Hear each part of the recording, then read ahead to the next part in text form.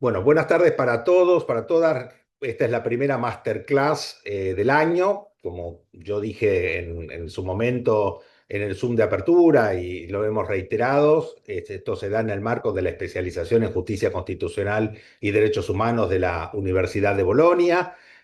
Más allá de, lógicamente, el programa que es autogestionado, con Zoom sincrónicos, seguramente muchos de ustedes obviamente lo están, digamos, cursando en este momento. Nosotros hacemos una vez por mes una masterclass sobre temas de actualidad, sobre temas que nos parecen realmente de mucho contenido y de mucha actualidad, de mucho debate. Y por supuesto traemos especialistas en la temática, y no solamente especialistas, digamos, técnicos, sino también personas que tengan una experiencia y una perspectiva que puedan aportar más allá de lo técnico, sino, digamos, que puedan transmitirnos su experiencia profesional.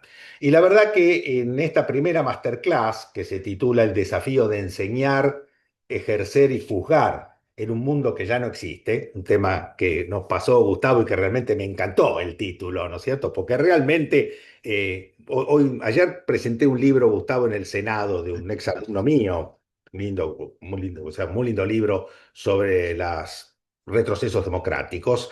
Y yo decía, recordaba una frase de Paul Valéry, este poeta francés, decía, hoy vivimos una realidad que ya no es lo que era en el pasado. Y esto es lo que vos, de alguna manera, vas a hablar, De eso lógicamente, en vamos a esta. hablar. De esto van a hablar. Gustavo Ferrari es una persona muy conocida, para quienes no lo conocen, es una persona que ha tenido, y yo quiero destacarlo esto, tiene una actividad profesional muy intensa como abogado de ejercicio, ha estado en el ámbito público con funciones muy relevantes como ministro de Justicia de la provincia de Buenos Aires o asesor general del gobierno de la provincia de Buenos Aires. Es un hombre que además ha transitado la vida académica, ha sido director de especializaciones y de corporativas bancarias en la Universidad Austral, profesor de la Universidad Católica Argentina, y ha tenido, por supuesto, una vida política pública. Ha sido diputado nacional, diputado del Mercosur, y yo siempre digo, ¿no? Aunar la vida pública, es decir, el ámbito político, el ámbito del ejercicio profesional, el ámbito académico, otorga una riqueza y una formación, una visión, ¿no es cierto?, que es muy, yo diría, rica para poder transmitir a los colegas, ¿no? Así que, Gustavo, la verdad que te agradezco muchísimo esta presentación, te agradezco muchísimo que estés acá con nosotros, que te incorpores ya al equipo de Bolonia, que como sabes ha transitado el mundo latinoamericano, más de 8.000, 9.000 personas han pasado por todos estos proyectos que tenemos y del cual vos sos integrante, y una temática que creo que es apasionante, lo hemos conversado privadamente en algún momento y me parece que tu visión, has escrito mucho sobre esto en revistas especializadas y de interés general, en varios, obviamente, diarios de circulación general, Clarín, Nación, Infobae, etcétera, y me parece que vas a poder transmitir algo que va a movilizar, obviamente, a todos los colegas. Así que muchísimas gracias, querido Gustavo, un abrazo y te vamos a escuchar atentamente. Muchas gracias Alejandro. Bueno, para mí es un Rocío, honor Rocío va a coordinar. Ah, Rocío de perfecto. va a coordinar. Bueno, Rocío, a tus órdenes en el momento que haya que incorporar o interrumpir con preguntas, lo que sea. Estoy a total disposición. Como les Muchas decía, un gracias. honor que me invites, Alejandro, y al mismo tiempo un enorme desafío, porque obviamente esto de expresarme ante la jerarquía de las personas que están escuchando es una grave responsabilidad.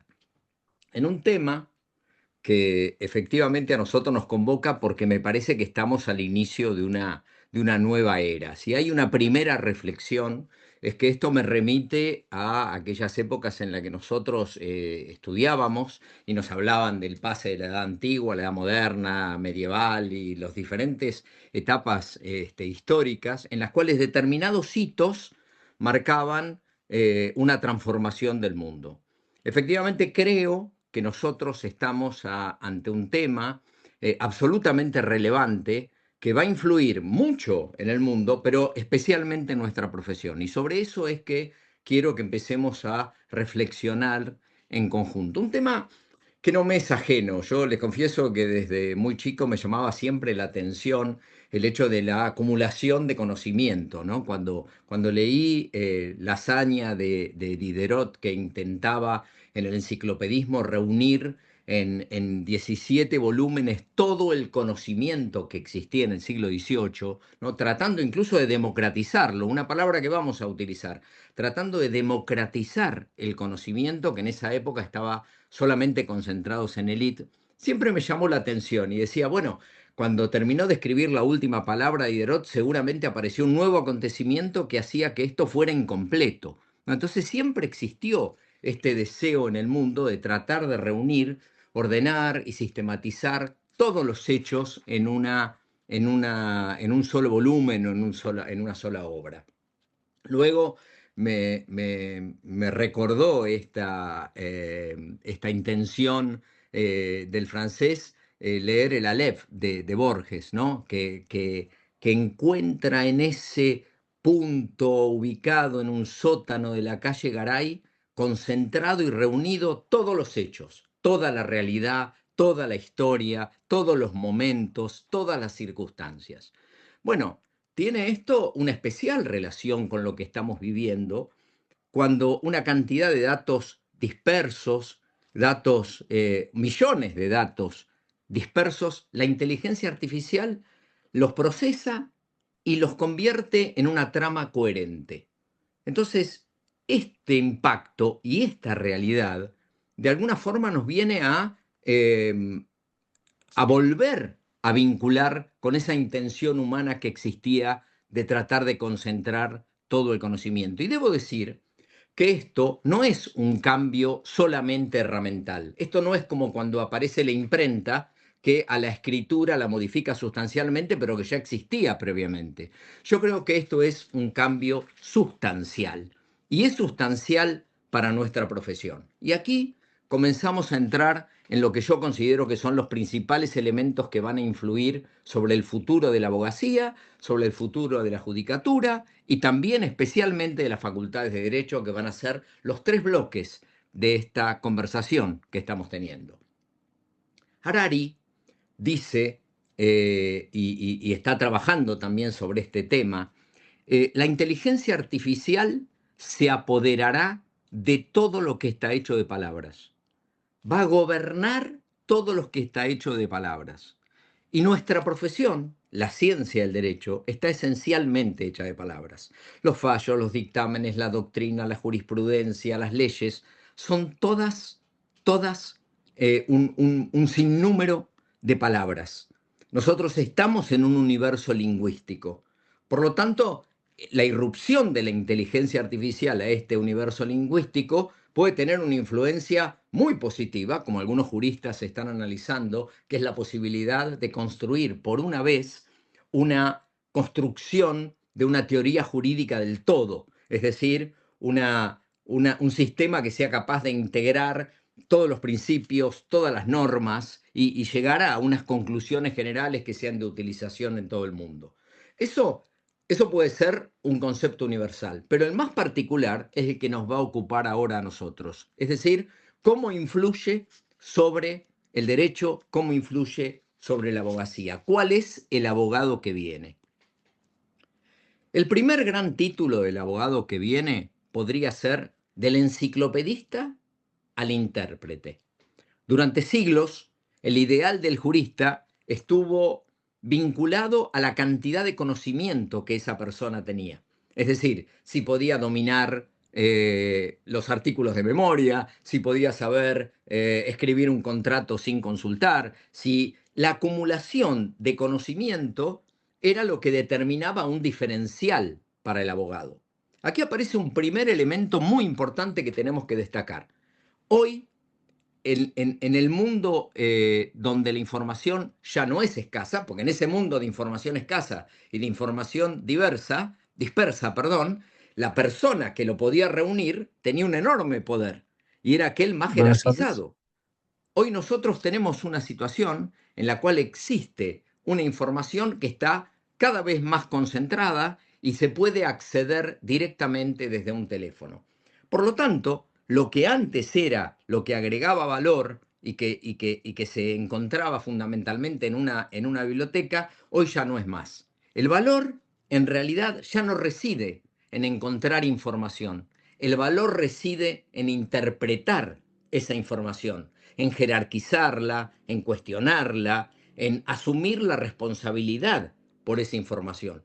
Sobre todo porque sepan que cuando un abogado propone una estrategia, cuando un abogado da a conocer a un cliente una determinada propuesta, lo primero que empieza a hacer ese cliente ahora es someter a la inteligencia artificial lo que el abogado le ha entregado.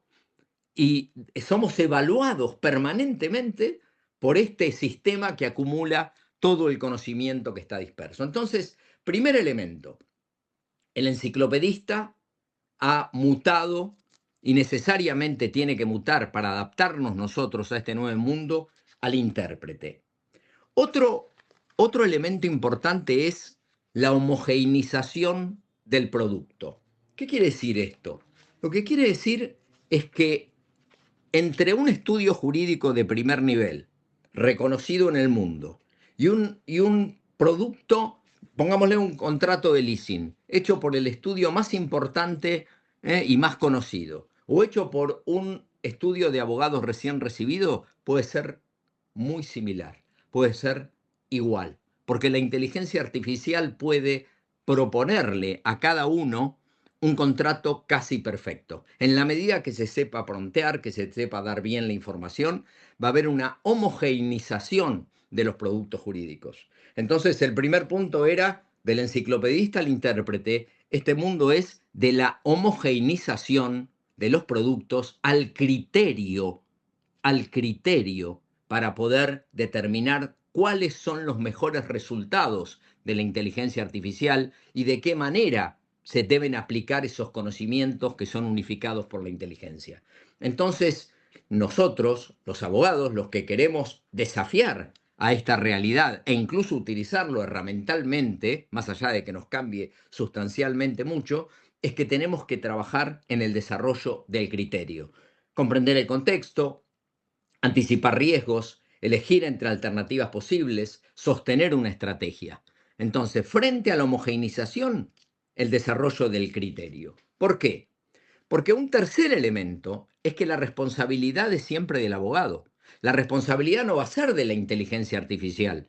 La responsabilidad frente a terceros, la responsabilidad que tiene aquel que propone una determinada estrategia, no va a depender de la inteligencia artificial. Si nosotros sometemos a Ironclad o a Luminance, que son hoy los que, iluminados por inteligencia artificial, nos proponen modelos contractuales, o sometemos a el análisis de pruebas, porque hasta en el ámbito del derecho penal ya existen desarrollo de inteligencia artificial, o a Harvey, que es la más utilizada por los estudios importantes, ninguna de las propuestas van a ser, van a asumir responsabilidad por parte de ellos. La responsabilidad va a seguir siendo siempre el abogado. Este es el tercer elemento importante. Cuarto concepto, del tiempo al valor. El tiempo ha sido siempre una base que ha estructurado en mucho el trabajo jurídico. Es decir, los parámetros para medir el valor de un abogado, muchas veces, y para cobrar especialmente, se planteaba a partir del tiempo. Y aquí va a haber un efecto muy diferente y muy sustancial, por ejemplo, en la estimación de los honorarios. ¿Cuántas veces se plantea ante un cliente un honorario por horas para, por ejemplo, redactar ese contrato de leasing del que estábamos hablando en el ejemplo? La verdad es que lo que antes tardaba 3 horas y se podía cobrar por esas 3 horas, hoy probablemente pueda hacerse, revisarse y concluirse en 5 minutos. Y entonces, ¿cómo se va a cobrar en el futuro? Probablemente vayamos hacia un sistema en el que el cobro va a estar fundado en ese valor agregado que el abogado pueda demostrar respecto de los productos. Es decir, el criterio. En vez de vender horas, vamos a vender criterios, podemos decir. Y vamos a basar y vamos a necesitar basar nuestro trabajo en ese diferencial, que es el núcleo irreductiblemente humano. Porque después hay otro aspecto sobre el que hay que trabajar y que le cabe, me anticipo, una responsabilidad fundamental a las facultades de Derecho, que es aquello que es irreductiblemente humano, que es el arte de abogar. Si la ciencia, si el derecho es una ciencia, y es una ciencia hecha de palabras, y como decía Harari, será eh, controlado, gobernado por la inteligencia artificial, la abogacía es un arte. El arte de abogar es aquello en el cual debemos ir trabajando cada vez más nuestras aptitudes. La conversación con el cliente, el planteo ante el juez, el desarrollo en un tribunal oral, la expresión ante el fiscal, la defensa ante un juicio por jurados.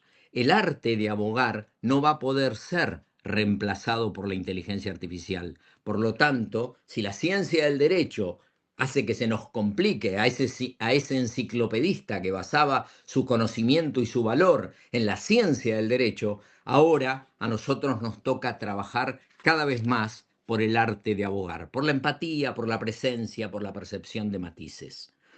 Y también un elemento que puede sonar incómodo, pero que resulta un diferencial que tenemos que tratar, porque si bien en varios países no está permitido, en otros países existen leyes que lo regulan, en verdad hay un capital relacional que es un nuevo diferencial. Es decir, la posibilidad que puede tener un abogado de sentarse ante un periodista, ante un funcionario, ante un juez, ante alguien para poder plantear determinadas cuestiones, no se trata absolutamente de nada ilegítimo, y ese capital relacional se funda en algo que hay que ir trabajando también, que es el prestigio, la reputación, todo aquello que se obtiene también con el paso del tiempo. Por eso es tan importante la calidad de ser humano para ir fundando ese capital relacional. Entonces decíamos, estos aspectos modifican sustancialmente, y no quiero robar mucho tiempo, por eso estoy tratando de ir medio rápido, modifican sustancialmente el trabajo tanto del cientista del derecho como del que se ocupa del arte de abogar. Y la inteligencia artificial influye sobre ambos ámbitos. Si nos ocupamos del Poder Judicial, yo voy a referir, y para los que no lo tengan, en todo caso voy a ofrecerlo para que lo puedan consultar, algo que es realmente importante, que tiene que ver con el trabajo que ha desarrollado la UNESCO para tratar de generar lo que se llaman las directrices para el uso de sistemas de inteligencia artificial en cortes y tribunales. Es un trabajo de este año que involucró a más de 36.000 operadores judiciales, recibió más de 100 contribuciones y 160 países fueron los que estuvieron trabajando en este sistema que fue por consulta de la UNESCO. Voy a referirlo muy rápidamente porque el documento se puede leer y la jerarquía de las personas que están escuchando permite que obviamente puedan interpretarlo cada uno. Pero allí, en este trabajo, se plantean cuatro bloques, yo lo dividí en cuatro bloques de directrices. Hay una arquitectura de 15 principios que propone la UNESCO dividida en cuatro bloques. Primer principio muy importante, los derechos como límite estructural. Fíjense que la UNESCO lo primero que plantea es que la inteligencia artificial utilizada en los tribunales debe respetar, proteger y promover los derechos humanos, los derechos fundamentales a lo largo de toda la utilización y especialmente la protección y el respeto de los grupos en situación de vulnerabilidad. Por ejemplo, si estamos utilizando en un tribunal penal, considerando la reincidencia, un programa de inteligencia artificial que tiene sesgos que de alguna forma, por cuestiones de género, por cuestiones de raza, por cuestiones socioeconómicas, influye negativamente, esto debe ser considerado por el tribunal y rechazado por el tribunal. Por ahí empieza la UNESCO. Fíjese qué importante y cuán vinculado está, ¿no?, con la maestría que se está desarrollando. Segundo elemento, proporcionalidad. La adopción de inteligencia artificial debe responder a fines legítimos y adecuada al contexto. Es decir, cuando el costo del error es particularmente alto, hay que valorar si efectivamente se va a usar o no inteligencia artificial en un juzgado. La viabilidad de los beneficios es el tercero. Es decir, tiene que ser medible, tiene que haber beneficios concretos. Si no, no vale la pena usarlo. El segundo bloque es la integridad técnica, que tiene que ver con la seguridad, o sea que no debe evitarse cuando se usa inteligencia artificial daños a las partes, a los jueces y daños a la reputación del Poder Judicial. Es muy importante esta automatización a veces que existe, no solo para los expedientes, sino también para distintas alternativas de sentencia, etcétera, que quitan el rol de intérprete y el rol de equidad, es decir, de la aplicación de la justicia al caso particular, que es lo que le corresponde valorar al juez. Seguridad, decía, seguridad de la información, proteger la confidencialidad de los datos judiciales, precisión y fiabilidad, es decir, producir resultados correctos y consistentes. Y por último, en este bloque, explicabilidad, es decir, los sistemas deben dar cuentas de sus resultados de forma comprensible, interpretable y rastreable para los humanos. Fíjense que, de alguna forma, lo que le está diciendo a los jueces la UNESCO es, esto tiene que ser rastreable para un ser humano, lo vamos a ver ahora, es decir, cuando se usa inteligencia artificial, debe exponerse, no debe ser utilizado de manera oculta. Y esto es un punto ciertamente relevante porque tiene que ver con el próximo bloque, que es el de transparencia y control. Dice la UNESCO que los sistemas tienen que ser auditables, es decir, poder ser examinados mediante mecanismos administrativos, legales y técnicos. Justicia transparente y abierta. Las partes tienen que ser informadas si se usó inteligencia artificial para fundar su derecho de defensa ante la inteligencia artificial. O sea, no solo la persona tiene el derecho de defenderse ante lo que dice un querellante, ante lo que dice el juez en una sentencia, sino también a lo que al juez le dijo la inteligencia artificial. Por lo tanto, tiene que estar planteado públicamente. Y concientización, como decía recién, y uso informado. Por supuesto, rendición de cuentas es el último aspecto, porque las decisiones adoptadas con apoyo de inteligencia deben y pueden ser revisadas e impugnadas. El último bloque de la UNESCO es la responsabilidad y gobernanza. Es decir, la inteligencia artificial no va a asumir las consecuencias, lo que dijimos del abogado. El Poder Judicial tiene que ser responsable frente a la sociedad, frente a las partes, por el uso de la inteligencia artificial. Supervisión humana y toma de decisiones. Los jueces no pueden delegar ninguna parte, no puede abdicar de su derecho. Diseño participativo y centrado en el ser humano. Y por último, gobernanza y colaboración multiactor. Dice que no solamente el Poder Judicial tiene que cerrarse en sí mismo para este uso, sino la sociedad civil, los desarrolladores técnicos y las comunidades afectadas tienen que poder opinar. ¿Qué hice con esta expresión muy rápida? Porque me parece que es muy importante que sobre todo aquellos que trabajan en el Poder Judicial tienen que leer este documento de la UNESCO, que es bastante voluminoso y que traté de resumir en sus partes, porque evidentemente existen varios problemas. Ya ha sucedido que una cantidad de tribunales han tenido que intervenir ante citas inexactas, ante, por ejemplo, lo que es la inteligencia artificial generativa, que produce textos combinando secuencias lingüísticas según patrones estadísticos. Y esto no se puede adaptar al caso particular.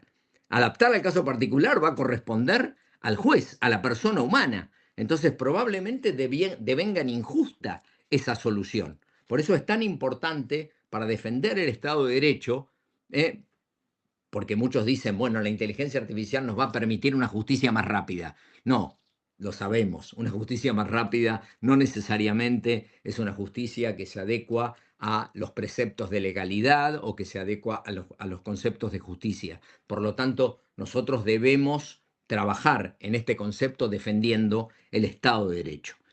Y si los abogados van a ser influenciados por la inteligencia artificial y los jueces y funcionarios judiciales también, tal como la UNESCO lo viene advirtiendo, corresponde, creo yo, a las facultades de derecho entender que salvo algunas que no conozco, pero que probablemente están adaptando la situación, están enseñando a los abogados a salir a un mundo que ya no existe.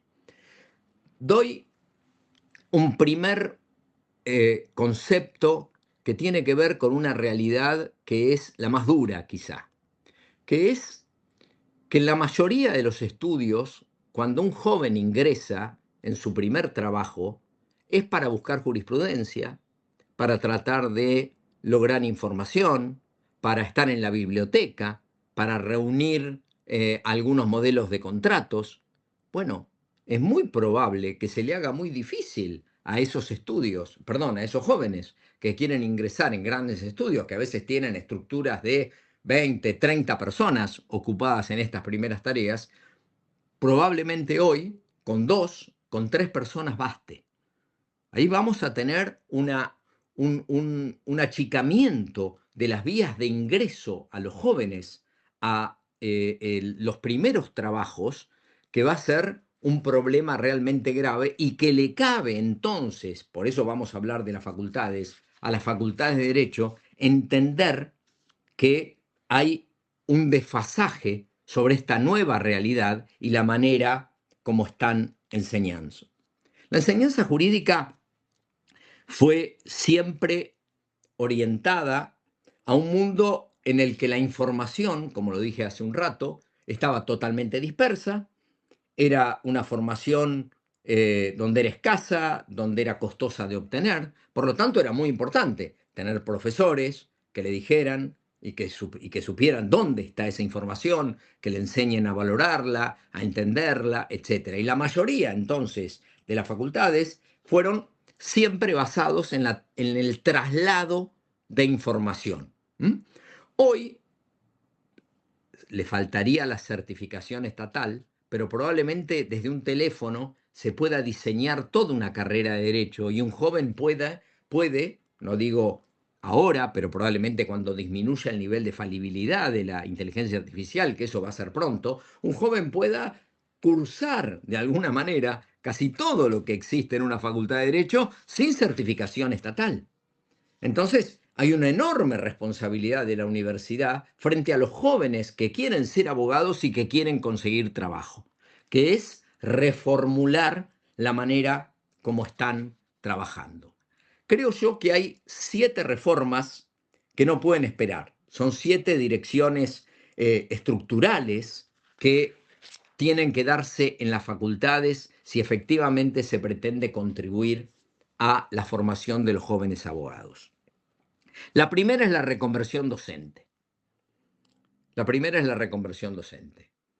Un profesor no puede ser hoy solamente transmisor de información normativa, es decir, aquel que solamente conoce el derecho, aunque acabadamente, y lo transmite, sino que tiene que ser un entrenador del razonamiento jurídico y formador del criterio profesional, entrenador del razonamiento jurídico y formador del criterio profesional. Porque en realidad la información está y está accesible y por lo tanto tiene que partir de esa realidad en la cual hoy estamos ante una generación que no solo en inteligencia artificial, por primera vez en la historia, por primera vez en la historia podemos decir, los más jóvenes están en posibilidades de enseñarles a los adultos.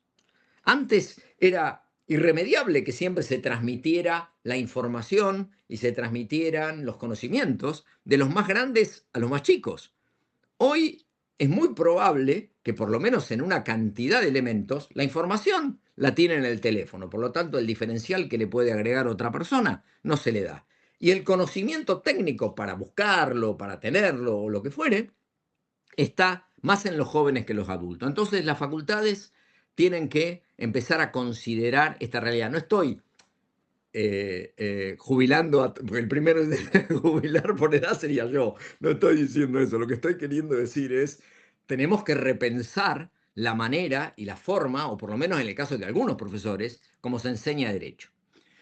La segunda reforma es, hay que enseñar a formular problemas jurídicos y no solo a responderlos. Este es un punto muy importante porque según cómo se formule el problema, según cómo se promptee a la inteligencia artificial, según cómo alguien vaya buscando esa información, tratando de formular el problema correcto, identificando qué norma es aplicable, cuál es el conflicto jurídico real, cómo delimitar los hechos relevantes. Esto es lo que tienen que enseñar los profesores para utilizar la inteligencia artificial, de forma tal de decir, bueno, yo sé cómo formular el problema jurídico, la respuesta la voy a obtener, y luego es el tercer punto, que es la alfabetización crítica en inteligencia artificial. Una vez que sé formular el problema jurídico, que la facultad me enseñó a formularlo, yo tengo que tener alfabetización crítica para saber qué es relevante y qué no es relevante. El abogado del futuro deberá saber usar la inteligencia artificial, pero sobre todo lo que tiene que saber es cuándo no confiar en la inteligencia artificial. Y esta formación crítica es algo que va a corresponder a la Facultad de Derecho para tratar de que no exista una aceptación acrítica de los resultados que da la inteligencia artificial. El primero, la reconversión docente. El segundo, enseñar a formular problemas jurídicos y no solo a responderlos. El tercero, una alfabetización crítica en inteligencia artificial jurídica. El cuarto, reforzar la ética profesional y la responsabilidad humana. Es decir, hay que subrayar que la inteligencia artificial no es responsable de lo que propone. El que es responsable es aquel que toma ese resultado y lo aplica y que tiene consecuencias para las partes, para las personas, para la empresa que se está asesorando, etc. Por lo tanto, es clave el entender esta responsabilidad. La quinta es la integración transversal y la adaptación a las evaluaciones. Esto es muy importante porque he visto y he leído que muchas facultades tienen cursos de inteligencia artificial, departamentos de inteligencia artificial, pero no es transversal a todas las materias. Es decir, incluso en algún caso es optativo. Yo creo, sinceramente, que hay que reformular los programas de derecho y hay que tratar de entender que es una realidad que a algunos los podrá enojar, a otro podrá considerar que es negativa, pero es una realidad que es. Y esto es central. Después consideraremos si éticamente una cosa o la otra, pero esencialmente vamos a tener que saber que un joven va a utilizar. Me hace acordar a la época en que yo rendía examen en la UBA y no nos dejaban usar los códigos.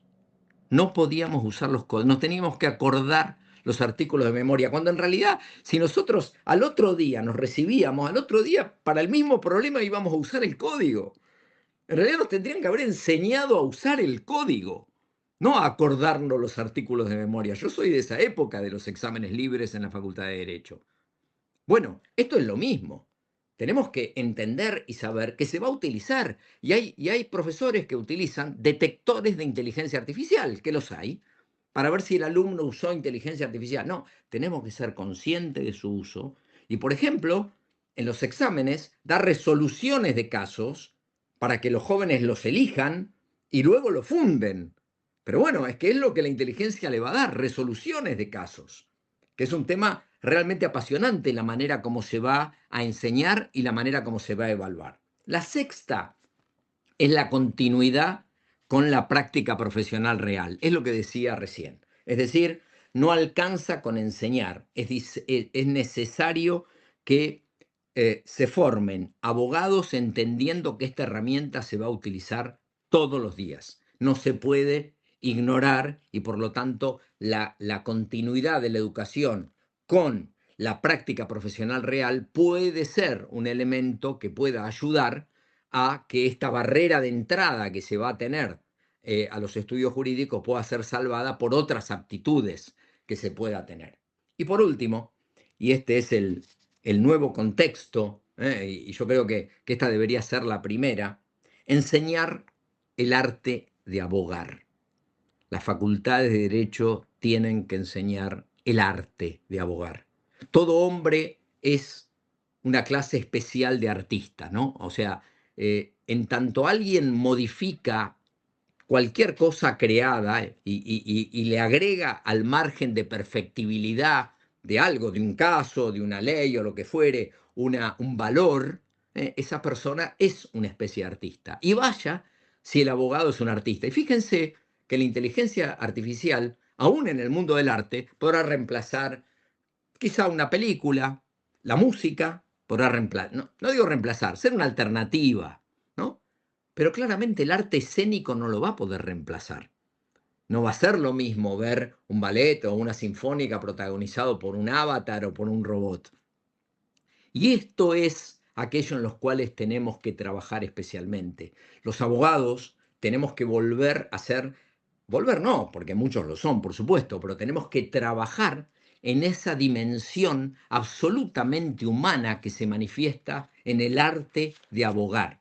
La ciencia del derecho puede estar resumida en un teléfono. El arte de manifestarse frente a un cliente, el arte de exponer en un tribunal oral, el arte de poder defender una posición, el arte de poder incluso manifestarse públicamente, no puede ser de ninguna manera reemplazado por la inteligencia artificial y las facultades tienen que trabajar en esa materia. El futuro, entonces, de nuestra profesión está desafiado, pero sin embargo la inteligencia artificial para mí no es el fin de la abogacía, es quizá lo que nos pone ante nuestra mayor transformación histórica. Y si el futuro de la abogacía se está dando en los estudios jurídicos, como vimos al inicio, se está dando en los tribunales, yo creo que especialmente el futuro de nuestra profesión, y por eso cabe tanto que lo dialoguemos en un espacio académico como el que Alejandro constituye con semejante generosidad, el futuro de nuestra profesión silenciosamente se está dando en las aulas.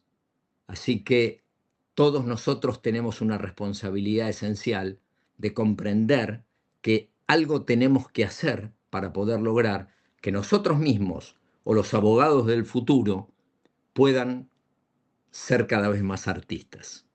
Bueno, muchas gracias. Muchas gracias a usted, profesor. Un gusto escucharlo. La idea es, si quieren hacer preguntas, van levantando la manito. Si quieren hacer alguna pregunta respecto a lo que habló el doctor, pueden hacerlas también por el chat, preguntas escritas.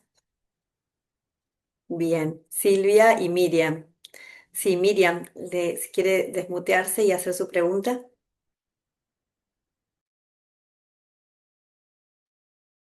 Está Estás muteada. muteada. Está muteada. Ahí está. Ya. Gracias. Profesor, muchísimas gracias por Hola, Miriam. esta visión espectacular de lo que significa el futuro de la abogacía de cara a la aparición de la inteligencia artificial. Yo coincido con usted plenamente en cuanto a que la abogacía es un arte en todo aspecto, incluso en la manera de escribir y en la manera de expresarse en relación al cliente, al juez o al fiscal. Es un arte. Y ese arte tiene que ver, a mi juicio personal, desde la manera de expresarse hasta la manera de presentarse. Sin embargo, hay un punto, bueno, no coincido con que el arte, aquello que es un grupo bastante grande de gente que está relacionada con el arte, podría decir, el arte podría ser producido por la inteligencia artificial. Por mucho que usted la cargue con algoritmos, siempre el arte es una expresión absolutamente específica de las emociones humanas. Eso no se lo puede transmitir la inteligencia artificial. En eso estoy totalmente de acuerdo con usted. Pero como yo enseño Derecho Internacional y enseño Derecho Internacional de los Derechos Humanos, también me encuentro con alumnos que para cualquier pregunta que yo pueda hacer inmediatamente antes de que termine de formularla, ellos han encontrado la respuesta adecuada con estos programas.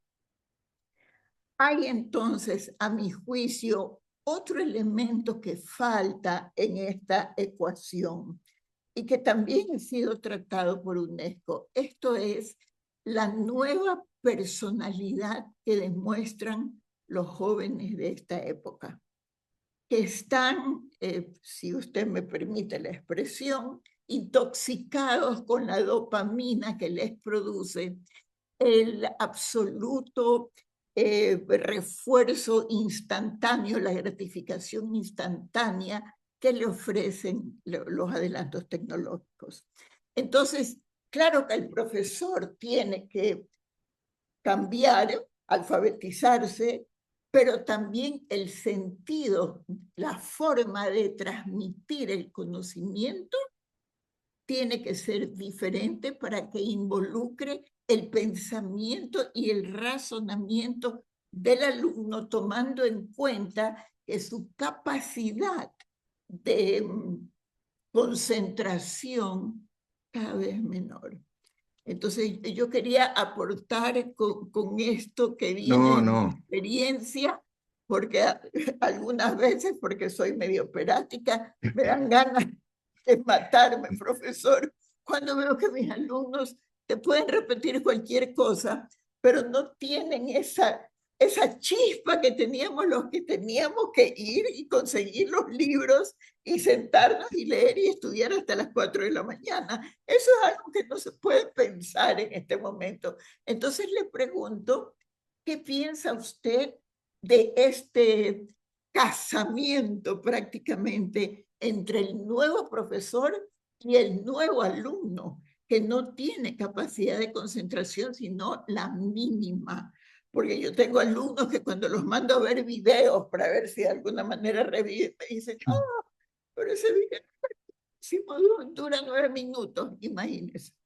Entonces, quería plantear Miriam, también ese bueno, Miriam, análisis. muchas Gracias, gracias. doctor. Gracias por la reflexión. Sí, claramente el arte, la genialidad del arte no va a poder ser reemplazado, pero por caso en iTunes hace 3 semanas atrás, una semana entera estuvo primero una canción que no existe. O sea, no existe el autor, no existe el cantante, que en realidad se puede encontrar en Spotify y uno lo puede buscar y tiene varios temas, pero uno de sus temas y son completamente desde el nombre y todo inventado por inteligencia artificial.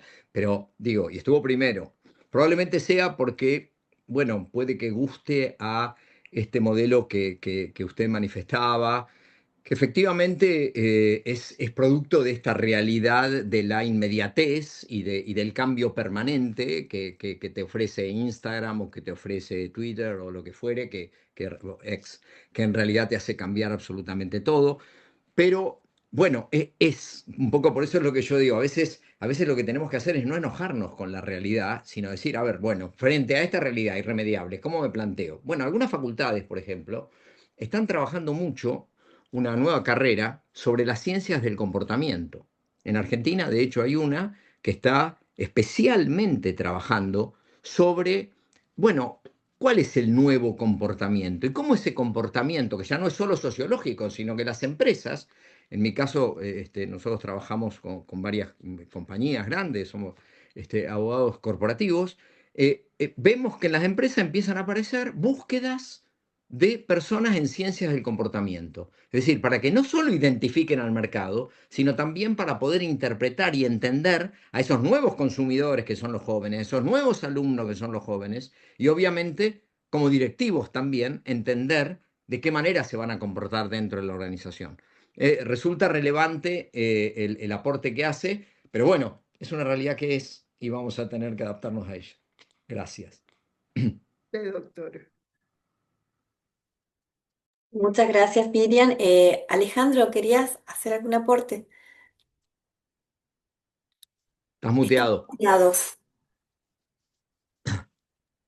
Primero quería, por supuesto, felicitarlo a Gustavo. La verdad que me pareció formidable tu exposición, Gustavo. Me quedé con ganas de más, así que ya te vamos a Sí, con todo comprometer gusto. para Yo una quería segunda ser parte. dinámico porque si Por no, a supuesto, esta por supuesto. hora. Excelente. Te quería comentar dos cosas nada más. Una, que vos sabés que en la especialización de justicia constitucional y derechos humanos tenemos una orientación en inteligencia artificial y Yo justamente elegí. también ciencias del comportamiento. Hay un módulo justamente de Muy ciencias bueno. del comportamiento, importantísimo como planteás vos. Y segundo, lógicamente mi pregunta apuntaba al área de capacitación, al área obviamente de la enseñanza, que es la que de alguna manera a los dos también nos compromete sin ningún tipo de duda más allá del ejercicio profesional. Parecería, por lo que vos has descrito también, que estamos también volviendo a la época nuestra de la facultad, Gustavo. ¿Por qué quiero decir esto? Porque ya no vamos a evaluar con trabajos escritos. Vamos a empezar a Muy evaluar, bien, obviamente, con nuevamente exposiciones públicas. Es muy decir, bien. todo lo que vos describiste, ¿no es cierto? El conocimiento de la forma de expresarse, el arte de abogar, el arte de convencer, el arte de exponer, tiene que ver mucho con el procesamiento del derecho como información, obviamente, y al mismo tiempo con la racionalización y la argumentación jurídica. Así que me parece que de alguna manera volvemos, a lo mejor corremos con alguna ventaja, porque vos y yo dimos libres un montón de materias Seguro. en aquella época en la Facultad de Derecho, pero la verdad que me parece que esta reflexión que has hecho, yo diría que humaniza además de la ciencia del derecho, ¿no? La verdad Exactamente. que me pareció buenísimo, Gustavo, y te felicito y te agradezco muchísimo en lo que a mí me corresponde como director de la especialización. Bueno, muchas gracias. Y efectivamente tenés razón, es así, es volver a ser cada vez más humano. El mejor diferencial y el mejor desafío que nos ofrece la inteligencia artificial, incluso en el marco de la abogacía, es ser cada vez más humano, las aptitudes humanas como diferencial. Muchas gracias. Martín, ya no querés preguntar nada, ¿verdad? Estabas con la mano. Seguías, Martín. Si querés desmutear tu Martín Gardela, habías levantado la mano después del profesor Amaya. ¿Querés preguntar o ya no? No. Bien. Pasamos a José Luis Said. Si quiere, por favor, desmutear y hacer su pregunta. Sí, muchas gracias. Buenas tardes. Muchas gracias, profesor Ferrari. Hola, José Luis. Muy claro. Yo, como ustedes, creo que somos de los mayorcitos, llevo 40 años de docencia universitaria y he hecho ese viaje que estaba recordando el profesor Amaya. Y pienso lo siguiente, que tenemos que articular tecnología y pedagogía, ¿no? Creo que en la clave de no olvidar ninguna de las dos está el éxito del desafío que nos está proponiendo esta modificación que es la tecnología. Hace muchos años o hace unos años empecé a pensar que no podíamos enseñar contra la tecnología. Es un hecho de la realidad y es un hecho que todos nuestros alumnos usan la tecnología en la preparación de los trabajos que nosotros les solicitamos que hagan a nivel domiciliario. Entonces, el desafío que se nos genera a nosotros como docentes es cómo evaluar lo que ellos han podido hacer con eso que la tecnología les permite hacer. Y, y ahí está un poco lo que necesitamos que la universidad nos ayude a nosotros como docentes en ese camino de evaluación, en recuperar esa revalorización de las aptitudes que señalaba el profesor Amaya recién. Y yo simplemente, como creo que muchos de los colegas que están acá harán, mantengo, sobre todo a nivel posgrado, las evaluaciones con trabajos de presentación que obviamente calculo que los asisten que los alumnos son asistidos por sistemas de inteligencia artificial en su evaluación, en su preparación, y que no me molesta porque en definitiva acuden a las fuentes de información que consideran legítimas y luego sí tienen que hacer una defensa oral, y entonces ahí veré si lo que Claro, les facilitó la inteligencia artificial fue claro. provechoso o no provechoso para su propio aprendizaje. Nada más, gracias. Es muy bueno, no mucho para agregar, José Luis. Es así, es lo que decíamos de construir desde la cátedra el criterio, es decir, la posibilidad de diferenciar lo principal de lo accesorio, lo verdadero de lo falso, que son los elementos que en definitiva nos distinguen también como abogado ante el resultado que te da la inteligencia artificial. Gracias, José Luis. Muchas gracias. En el chat, Lucas Stoll nos comparte, que está bastante interesante para quienes quieran leerlo, un fragmento del fallo del Superior Tribunal de Justicia de Chubut, ¿sí? Sí. Al respecto, por supuesto. Noelia Rodríguez, doctor, quisiera saber cuáles serían, según ese quinto elemento, las mejores formas de integrar transversalmente en las facultades, en las evaluaciones, estos conocimientos. Bueno.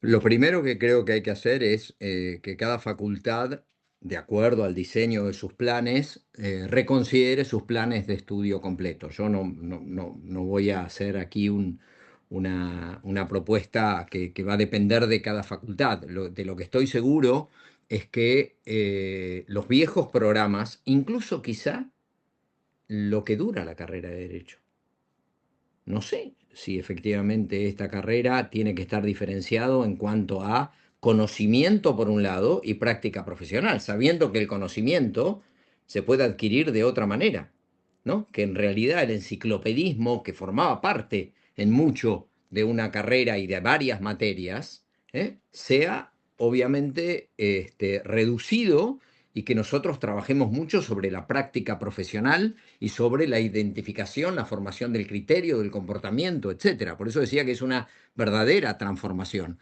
Y me parece que cada facultad, de acuerdo a sus programas, tiene que analizarlos, tiene que considerar y tiene que cambiar el sistema de evaluación hacia un sistema, como recién decíamos, de evaluación de resultados.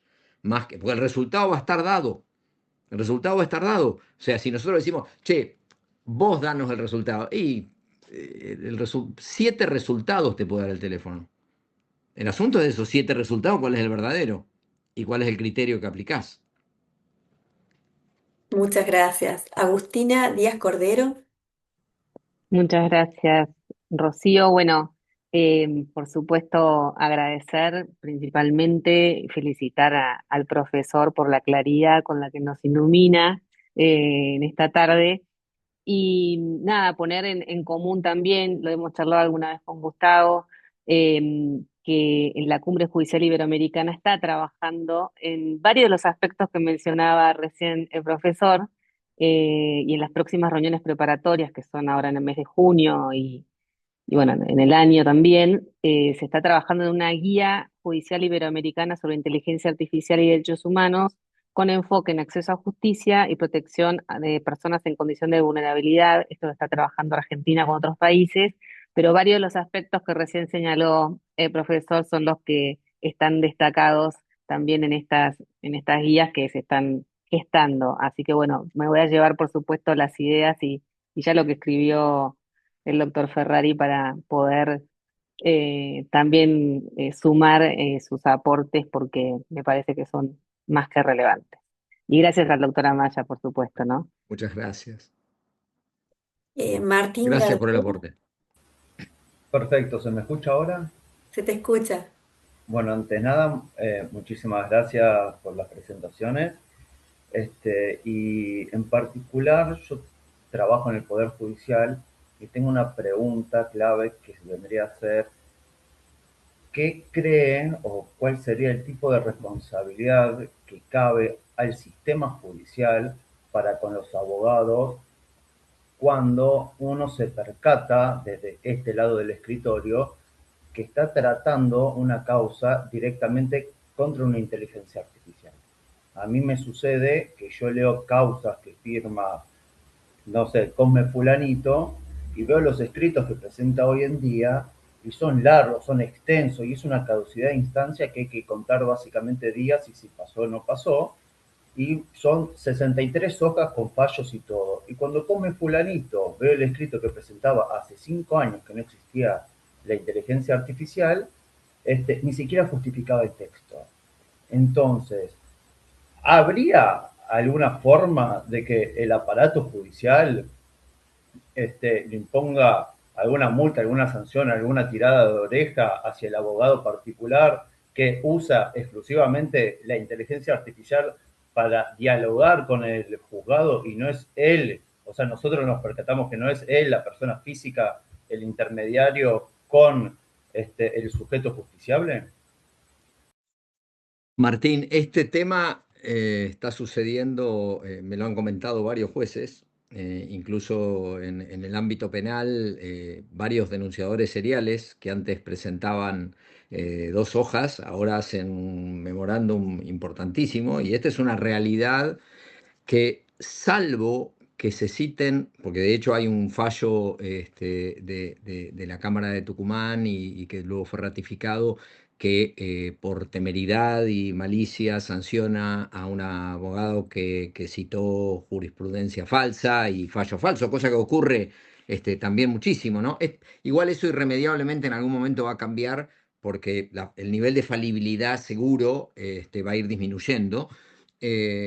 Bueno, yo diría que hoy es muy difícil plantearle o sancionar a alguien porque mejoró su forma de redactar utilizando un elemento externo. Es decir, yo entiendo que esto supone muchísimo más trabajo, pero es como si alguien de pronto tiene mayor conocimiento o contrató una nueva persona en el estudio que escribe muchísimo mejor de lo que él escribía, y de pronto firma él, pero trabaja otro, y esa realidad no puede ser sancionable.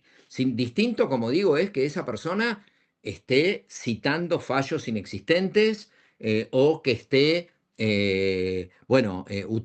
tratando de engañar al tribunal con una jurisprudencia que es inventada.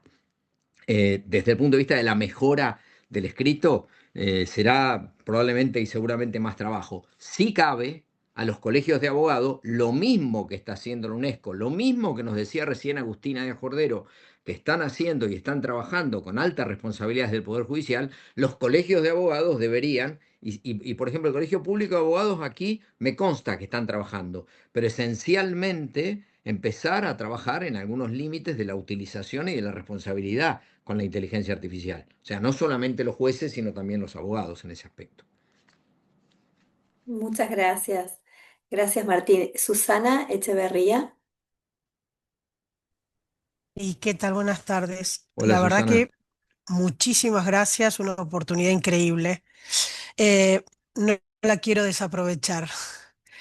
Leí muy rápido las reglas de la UNESCO, Ujú. eh, pero de esa lectura rápida me saltó dos cuestiones, me saltaron. Una, hablamos de la regulación que tienen que tener los colegios, los poderes judiciales y demás. Una primera pregunta que me ha pasado escuchando también otros foros es, ¿corresponde que sean el legislativo y el ejecutivo por ley o que sea el poder judicial por reglamento? Primera pregunta. Y la segunda Ujú. pregunta, que no sé si tiene respuesta, ¿no? Y la segunda pregunta es, de las reglas surge en algún texto, en alguna parte, la previa al uso de la inteligencia artificial por parte de los poderes judiciales y habla de concientización de los operadores. Y acá es un tema muy, muy, muy de experiencia propia. A mí me tocó intervenir muy desde el principio en los programas de concientización de los problemas que traía la perspectiva de género, los talleres de incorporación de perspectiva de género que se desarrollaron en el Poder Judicial durante mucho tiempo en el orden federal y después, bueno, y también en las provincias. Eh, es un formato de donde los operadores judiciales debíamos poner el foco en nuestra cotidianeidad con una cuestión que se nos aparecía y nos atravesaba a todos, como eh, ocurre hoy con la inteligencia artificial. No hay manera que zafemos. Compramos un auto y se prende solo. Uno toca un botón y le aparece el camino más corto. Es irremediable. Eh, n- n- no hay manera de zafar de esto. Ya vivimos movidos por el algoritmo. ¿Cómo imaginaría esta concientización en una organización con las características que tienen los poderes judiciales, ¿no? A lo primero, hay algunos poderes judiciales provinciales en Argentina que ya han, desde las cortes provinciales, emitido reglamentaciones y han empezado a regular no solamente la utilización, sino los límites que tiene que tener, especialmente basados mucho en los temas de responsabilidad. Yo diría que por ahora muchos poderes judiciales lo que están hablándole más al abogado que al juez, ¿no? Están hablando sobre lo que el abogado tiene que traer, pero bueno, lo interesante de las reglas de la UNESCO que recién referías es que le hablan al juez y le hablan al funcionario judicial, ¿no? Por eso yo lo traté como un segundo bloque muy Claro, rápido, porque recomiendo vivamente tratar este documento de la UNESCO. Y perfecto. lo que vos mencionabas, Susana, por eso yo creo que hay que empezar por una vía de reglamentación, ¿no? Porque después, además, en un país federal en que las justicias son locales, probablemente pueda plantearse una ley para la justicia federal, pero cada poder provincial, en todo caso, tendría una independencia respecto de esa reformulación. En el caso que decías, bueno, las reglas de la UNESCO tratan de ser bastante profundas. A mí sí me llamó la atención y me parece que es en línea, obviamente, con estos principios que obviamente se desarrollan internacionalmente, que la perspectiva de género, que la defensa de de los más vulnerables, que el cuidado con los sesgos discriminatorios es un punto efectivamente central. ¿Cómo se puede esto desarrollar? Bueno, primero, a mí me parece que va a existir, fíjate que las reglas de la UNESCO hablan de auditoría, ¿no? Que tiene que ser auditable esto. Me parece que vamos a ir hacia una auditabilidad de los sistemas de inteligencia artificial, ¿no? O sea, Deberían que estar también salen todos los transparentados. Habla de que transparencia deberían ser también, sí. transparentados. A ver, Claude acaba de sacar hace Ujú, 5 días, Claude for Legal. O sea, ujú. tenemos Sí, sí. sistemas que salen todos los días, pero absolutamente todos los días, y no los generales, sino específicos para la abogacía y específicos, hay específicos de contratos, hay específicos para las pruebas judiciales, para Discovery americano y otros sistemas, hay específicos hay generales, hay otros, tanto Thomson como Lexis están sacando sus propios sistemas de inteligencia artificial para la búsqueda de información. Entonces digo, esto evidentemente en algún momento debería existir algún sistema de auditoría de esos resultados. Muchas gracias, profesor. Gabriel, un rey, si quiere, ahí está, Hola, gracias. sí. Hola, ¿qué tal, Gustavo? ¿Cómo Gabriel, estás? ¿cómo Buenas estás? tardes. Muy buena la clase, muchas gracias. La verdad, interesantísima, sobre todo a lo que nos dedicamos un poco al Poder Judicial y un poco a la docencia.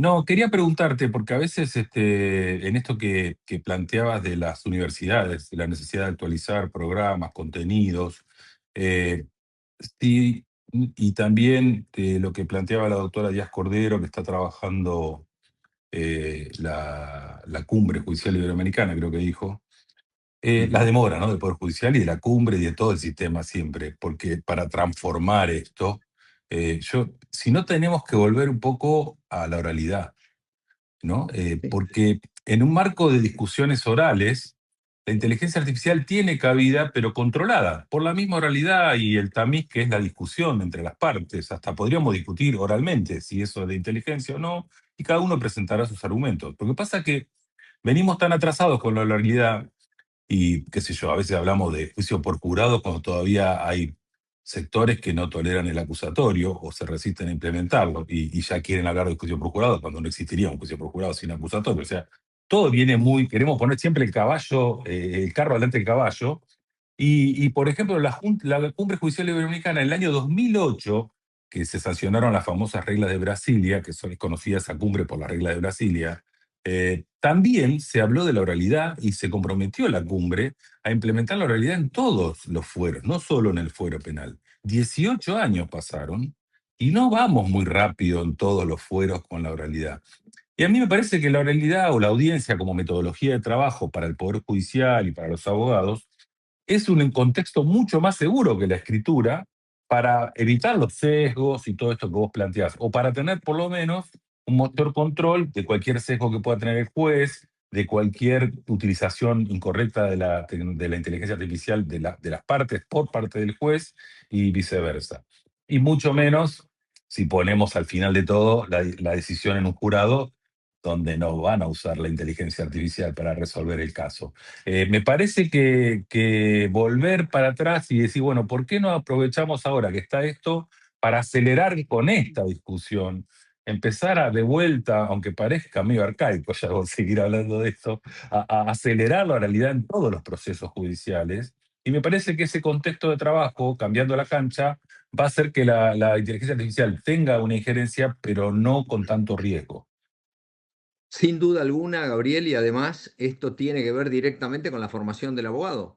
Es decir, es clave entonces si Me nosotros faltaba eso, el vamos a... entrenamiento cambia completamente el Claro, entrenamiento cambia del el abogado. entrenamiento y cambia la formación. Yo creo que la oralidad resulta ser fundamental. A los jurados que decías va a haber que aislarlos absolutamente durante todos los días de la audiencia porque van a ir sometiendo a la inteligencia artificial la posibilidad de un resultado. Esto es irremediable que pueda ocurrir. Por eso también el juicio por jurado se va a tener que establecer algunos sistemas de control porque probablemente terminen resolviendo algo que en su convicción no tienen, sino que simplemente le parece que se los resolvió mejor la inteligencia artificial. Pero sin perjuicio de eso, lo que digo es que lo que decía respecto de la habilidad humana para expresarse, para poder defender una posición, etcétera, bueno, puede ser un reservorio futuro de más trabajo para los abogados en tanto haya más oralidad, ¿no? Así que sí, te agradezco el aporte, es tal cual. Muchas gracias, Gabriel. Manuel Valencia Reyes, soy docente universitario y mi pregunta es, ¿qué técnicas podemos implementar desde las aulas para preparar a esta nueva generación de juristas en este tiempo de la inteligencia artificial? Bueno, primero, como decíamos, como docente hay que empezar a entender a la inteligencia artificial, entender los productos que hay, esto que mencionaba recién, hay que conocer el mercado según la materia que uno dicte, tiene que entender qué productos hay, porque es muy probable que un alumno se transforme en más experto que uno en esa materia y termina el alumno evaluando permanentemente al profesor, lo cual genera una situación muy incómoda, ¿no? O sea, puede haber muchas incomodidades en las clases, porque puede venir alumnos que están muy informados sobre determinadas cuestiones y muy actualizados y que probablemente generen alguna situación de mucha tensión. Entonces el profesor tiene que estar muy informado de lo que hay en su materia y de cómo ha evolucionado la inteligencia artificial en su materia, y luego tiene que trabajar en grupo con los alumnos, creo yo, usando inteligencia artificial.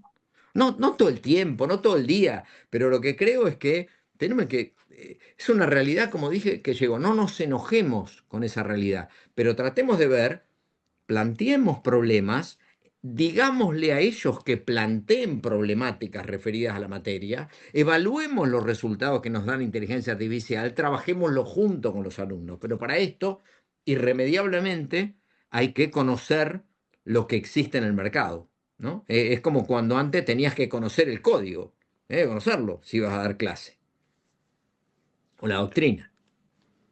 Gustavo, justamente esto que estabas apuntando, antes de incluso la llegada, digamos, de la inteligencia artificial ya en un celular para cualquier alumno, recordás, a los profesores muchas veces, los alumnos, chequeaban lo que el profesor decía a través de Google.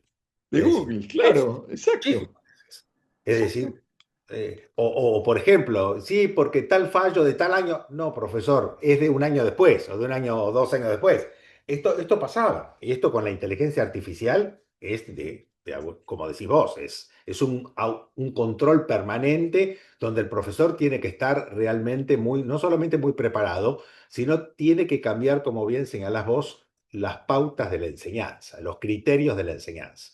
Y fíjate que tu aporte es muy claro respecto de que también el profesor, por supuesto no estoy diciendo ni aludiendo a nadie por el estilo, pero el profesor tiene que bajarse de la soberbia del conocimiento. Porque hoy el conocimiento que pueda tenerse no es necesariamente un diferencial, ¿no? Porque el tema es que, si bien no lo tiene dentro de su cabeza, alguien lo puede tener acá. La persona con la que está hablando. El conocimiento lo tiene a 15 segundos, 20 segundos, tiene ese conocimiento, según cómo prontee, según cómo. Entonces, la soberbia del conocimiento exige que de alguna forma seamos más humildes respecto de la posibilidad de agregar otras cosas que ciertamente el profesor tiene, otros valores, otras cuestiones que ese alumno las va a necesitar. Ese alumno que está acostumbrado a la inmediatez y que un caso en el tribunal va a llevar mucho tiempo. Entonces no lo va a tener inmediato. Ese alumno que está acostumbrado quizá a un ideal de justicia, bueno, tiene que aprender, repito, al criterio, porque hoy por hoy el acceso a la información que tienen los jóvenes le hace recibir de todo, sin criterio, sin diferenciación, en línea de lo que hablábamos ante la primera pregunta, de todo. Bueno, es un gran rol del profesor con experiencia enseñar a diferenciar qué es lo bueno y qué es lo malo, ¿no? Y como dije, lo Bien, verdadero y lo falso, y lo principal y lo accesorio. bien, muchas gracias. Ariel Cañola pregunta si el profesor sabe si hay interés de las autoridades de los poderes judiciales por incorporar las herramientas de la inteligencia artificial. Hay preocupación en varios, no solo lo he conversado personalmente, sino que sé de ministros de distintos tribunales superiores de provincias que están trabajando en el tema, jueces, funcionarios, sí, hay mucha gente que está preocupada, interesada por tratar de sacar lineamientos para su provincia o incluso a nivel nacional. Perfecto. Francisco Crocioni. Hola, ¿qué tal? Buenas tardes a Hola, todos. Francisco. Sumamente interesante, doctor Ferrari. Yo tengo una mirada un poco más positiva respecto de la cantidad de trabajo que vamos a tener. Me tomo 30 segundos para fundar mi posición. El Sí, viernes claro. llevé a mi secretaría, yo soy secretario del Juego Federal número 9 en Capital, soy secretario de Secretaría 17, y el viernes fuimos a pasar 3 horas a la Dirección de Criminalística de Gendarmería. Y ahí llevamos a muchos chicos, jóvenes, jovencitos que están empezando su carrera, y también fuimos los que ya llevamos más de 2 décadas en tribunales. Y de repente me encontré con un segundo alférez de Gendarmería que me mostró que él estaba estudiando programación en la Universidad de San Luis, a distancia, y fruto de esos conocimientos que había adquirido había logrado analizar metadatos de comunicaciones y de geolocalizaciones vía comunicaciones de una avioneta en el norte y había logrado reconstruir un bombardeo de droga. Bombardeo le llamamos aquí en Argentina cuando una avioneta en una inmensa cantidad de territorio lanza paquetes de 100, 200, 400 kilos para que después células en el terreno los vayan a buscar. Entonces, lo que me quedé de más allá de ese acto de suma profesionalidad del miembro de la Gendarmería, es que las nulidades ya no van a pasar a ser si la Gendarmería tenía el dato. La nulidad va a pasar a ser cómo prompteó, justamente como usted dice, cómo armó ese miembro de la fuerza de seguridad el algoritmo para ir seleccionando esos metadatos. Pues yo le decía, ¿de dónde sacaste los datos? Y me decía, una parte la recibí de una antena de Starlink que abrimos, otra parte la recibí del tráfico de celulares, otra parte la recibí de los radares que hay, porque hay una instalación cerca ahí de una zona de frontera que escanea geoposiciones. Entonces, obviamente, ya no vamos a tener más si el Cabo Gómez fue y se enteró del dato y entonces armó un operativo en la ruta y casualmente encontró el cargamento, sino que me parece que el trabajo de todos pasa a meternos en otra dimensión. Por eso yo creo que la cuestión relativa a las grandes volúmenes de información va a quedar en un costadito y como recién decía Rey, la oralidad, que a su vez también está pasando de manera imposible de frenar ya en el país, en lo que tiene que ver con la implementación del sistema acusatorio en el orden penal federal, digo, vamos a terminar yendo a eso. O sea, vamos a terminar yendo a analizar cómo por ejemplo, El otro tema que tenemos La detección de cuestión, rostros en grandes movimientos de gente, situaciones de antitumulto y demás. Y la clave va a estar ahí, me parece. Yo tengo una mirada positiva de la cuestión. Creo que todos tenemos que desollinarnos Sí, un poco y cambiar un poco los paradigmas. Las facultades tenemos que cambiar, pero en la realidad ya me está ocurriendo. Ya nos está pasando. O sea, pasamos de esas 3 horas, 1 hora sentados viendo cómo analizan y una vieja araña de esas de antes, que se armaban con el Excalibur y con los sistemas de entrecruzamiento, ahora ya directamente trabajan hasta con el metadato de una foto. Eso realmente a mí me abrió un gran interrogante y sobre todo una necesidad de esto, ¿no? De empezar a pensar otro tipo de capacitaciones. Francisco, coincido 100% y así como nosotros tratamos de generar una exposición en la que hablábamos desde el bien, obviamente también va a haber una gran sofisticación en el delito.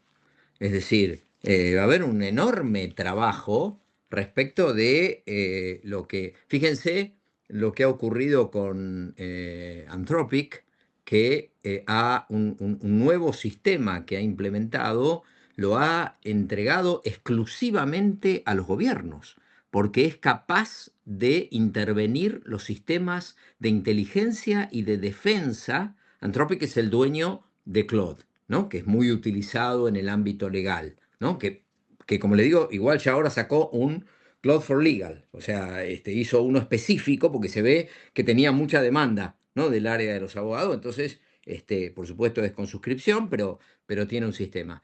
Bueno, evidentemente que va a haber más trabajo, no hay duda que va a haber más trabajo. El asunto es cómo capacitamos para enfrentar ese trabajo, porque también es verdad que la interpretación de esa tecnología y el conocimiento de la responsabilidad dentro del delito va a ser un enorme desafío para el Poder Judicial. Enorme desafío, ¿no? Porque el que juzga, obviamente, lo sabemos, tiene auxiliares, etcétera, pero tiene que entender lo que está ocurriendo, ¿no? Sobre todo con la calificación del delito, ¿no? Que en algún caso también va a tener aristas muy diferentes a los habituales. Así que muy coincidente, Francisco. muchas gracias, profesor y Francisco. La última pregunta por un tema de horario, disculpas, María Soledad Melo Labra. Hola, buenas tardes desde Buenas Chile. tardes. ¿M? Hola. Eh, Primero felicitar al profesor Ferrari por su intervención, la exposición muy interesante y solo comentar un par de situaciones que estamos viviendo nosotros en nuestro país, en que, bueno, yo soy ministra de la Corte Suprema chilena y hace poco nosotros hemos aprobado y ya está en práctica, digamos, y se está utilizando el Código de Ética Ujú. para todo lo que conformamos el escalafón primario del Poder Judicial. Y dentro de las responsabilidades que está incluidas en este código de ética está lo relativo a la responsabilidad en el uso de la inteligencia artificial y nuevas tecnologías, Bien. dándonos algunas orientaciones y fundamentalmente algunas orientaciones prácticas en relación a la utilización de la inteligencia artificial, como informarse previamente sobre las características de la tecnología que se pretende utilizar, la finalidad, la utilidad, la política de privacidad. Hay que capacitarse también, se orienta en el sentido del uso de estas herramientas, abstenerse de utilizar sistemas que no estén autorizados, porque ese es un tema bastante relevante. O sea, tenemos muchas herramientas de inteligencia artificial, pero nosotros no podemos utilizar cualquiera. O sea, tenemos que analizar y revisar cuáles son aquellas que nos pueden servir fundamentalmente para la labor que realizamos. Pero también quería comentarles que en nuestro país, bueno, los magistrados, los jueces, tanto de primera instancia como Cortes de Apelaciones, Corte Suprema, tenemos facultades en cuanto a sancionar a algún abogado cuando ha utilizado malas prácticas en el procedimiento. Y hace poco, y ya se ha repetido esa circunstancia, fue sancionado un abogado por un tribunal con una sanción monetaria que tenemos, no es una Una sanción multa. corporal, sino que una sanción monetaria, porque el documento que se presentó al tribunal incluía citas que habían sido inventadas por la inteligencia artificial que estaban encaminadas a beneficiar de alguna manera la postura que tenía el letrado en el procedimiento, en el juicio en que estaba interviniendo. Entonces, eso fue considerado por el juez como un comportamiento desleal, una falta de respeto al proceso y una infracción al principio de buena fe y deber de colaboración con el tribunal. En Chile, bueno, los abogados están considerados como auxiliares de la Administración de Justicia, por lo tanto, se les exige la lealtad y la buena fe en la tramitación y en sus actuaciones, en el procedimiento. Y por lo tanto, esta herramienta de la inteligencia artificial, que es muy útil para muchas situaciones, puede también darse en estas circunstancias que se utilice mal. Entonces, yo por eso quería contar esta experiencia y nosotros acá hemos estado trabajando bastante en la utilización. Se utiliza mucho la herramienta en la sistematización en los juicios largos, en el sentido de utilizar aquellos sistemas en que uno le proporciona la información al sistema y en la inteligencia o este programa trabaja con lo que uno le ha entregado, no la deja, digamos, sacar de fuentes que no han sido proporcionadas por los tribunales. En este caso, si es de un procedimiento, incorporar uno la prueba que se rindió en la causa con el objeto de que se sistematice y sin perjuicio de ello uno tiene que revisar esos antecedentes. Y en todo caso, el razonamiento final o la decisión final, eso sí, no puede estar entregada a la utilización del sistema, sino que eso es propio del tribunal, del juez, y eso es uno de los antecedentes, uno de los elementos que nosotros estamos analizando y revisando permanentemente. O sea, se puede utilizar la inteligencia artificial por ahora en los antecedentes, o sea, los programas que tenemos, por lo menos para ello y que sean lo más confiable posible, pero en cuanto a la decisión final, al razonamiento, yo creo que eso no puede quedar entregado absolutamente a la inteligencia artificial porque estaríamos fuera de lo que es la esencia del juzgamiento y de lo que corresponde a un juez en este caso, que es razonar, fundamentar, exponer cierto detalladamente todos los antecedentes, pero sobre todo actuar en el convencimiento de que uno está resolviendo una cuestión de la manera más justa y acorde con los antecedentes del proceso. Entonces, desde mi punto de vista, yo soy un poco reacia, yo estoy metiéndome en esto de la inteligencia artificial. De hecho, la segunda parte de este curso la dirigí justamente al tema de la inteligencia artificial porque me interesa mucho en lo que es para el Poder Judicial fundamentalmente y en el trabajo diario que tenemos como jueces, utilizar la herramienta que es beneficiosa, es favorable para darle más rapidez, agilidad a la tramitación, pero sin perder de vista que somos los jueces los que tenemos que en definitiva adoptar las decisiones y fundadas y razonadas de acuerdo a el convencimiento que hemos adquirido del conocimiento real de los antecedentes y no dejarnos engañar por estos sistemas, que es muy fácil de verdad. O sea, revisando distintos programas, uno se da cuenta que le pueden inventar o le pueden decir algunas cuestiones que realmente no son. Nosotros nos encontramos a diario con alegatos de abogados que se presentan ante la corte y nos dan a conocer que la jurisprudencia ha dicho tal cosa en el rol tanto, y yo tengo mis antecedentes, empiezo a buscar el rol y el rol no existe. O sea, no hay eso. Obvio que lo hicieron con inteligencia artificial y la información que les dio no corresponde.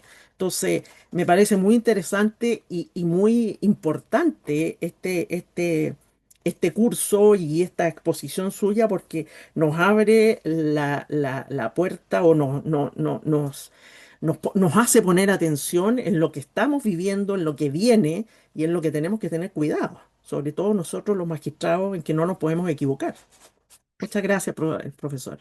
María Soledad, coincido, fíjate que lo que hablábamos recién de las reglas de UNESCO son reiterativos respecto de que el juez no debe abdicar de su rol de lo que yo llamaba la equidad, ¿no? O sea, la aplicación de la justicia al caso particular, es decir, a eso que diferencia este caso del otro y que solo la apreciación humana puede fundar y puede desarrollar, y sobre todo cuando tiene la tarea de decidir sobre la vida, el honor o la libertad de una persona, o sea, que es quizá de las máximas responsabilidades que pueda asumir un ser humano, ¿no?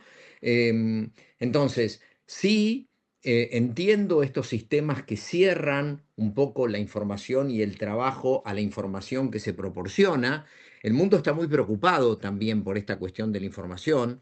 Fíjense que la mayoría de los programas de inteligencia artificial diferenciales, los que le están ofreciendo a los estudios es una adaptación a ahora voy a hacer estudio, ¿no? Es una adaptación hacia las características de ese estudio. Si ese estudio repite la palabra proporcionalidad todo el tiempo, van a ver que todo lo que se entregue a ese estudio va a tener la palabra proporcionalidad y va a estar hecho de determinada manera. Ahora, lo que empiezan a dudar es si esa información que está vertida ahí, por más que el sistema de inteligencia artificial me diga que es confidencial, no accede a otro estudio cliente, ¿no? Y lo mismo entonces pasa con el Poder Judicial en tanto y en cuanto sube un proyecto, ¿no? O sea, no un fallo, sino, por eso hay que tener muchísimo cuidado con los sistemas internos y con todos aquellos de donde la inteligencia artificial capta. También las reglas de UNESCO hablan de la confidencialidad de los funcionarios que no tienen que exponer públicamente y tienen que preocuparse mucho aquellos que no son sentencia, que son proyectos, probablemente. Entonces digo, hay una cantidad de elementos por ejemplo, referido a lo que comentabas sobre a quienes tuvieron que sancionar. Este fallo de Tucumán es muy interesante porque lo que citó el letrado como jurisprudencia que sostenía su argumento era una jurisprudencia teóricamente aplicado a la misma contraparte. O sea, algo que no existía y que sin embargo le daba mucho fundamento, como si hubiera existido ese caso. A ver, dos cosas. Primero, control, cuidado y efectivamente criterio, como dije. Y segundo, yo creo que con el paso del tiempo el margen de falibilidad va a disminuir. O sea que necesariamente va a haber cada vez una información más precisa y probablemente, por más que uno le diga, tirame fallos que estén de acuerdo a mi argumento, es muy probable que diga, no encontré fallos al respecto. Hoy quizá alguno te dice, tal contra tal, avala tu postura. Yo creo que con el paso del tiempo el nivel de falibilidad va a disminuir y entonces vamos a tener un esquema de seguridad en ese aspecto. Muchas gracias, profesor. Para ir finalizando, por favor, sea breve si puede, María Gabriela Ávila, y con esto ya finalizamos.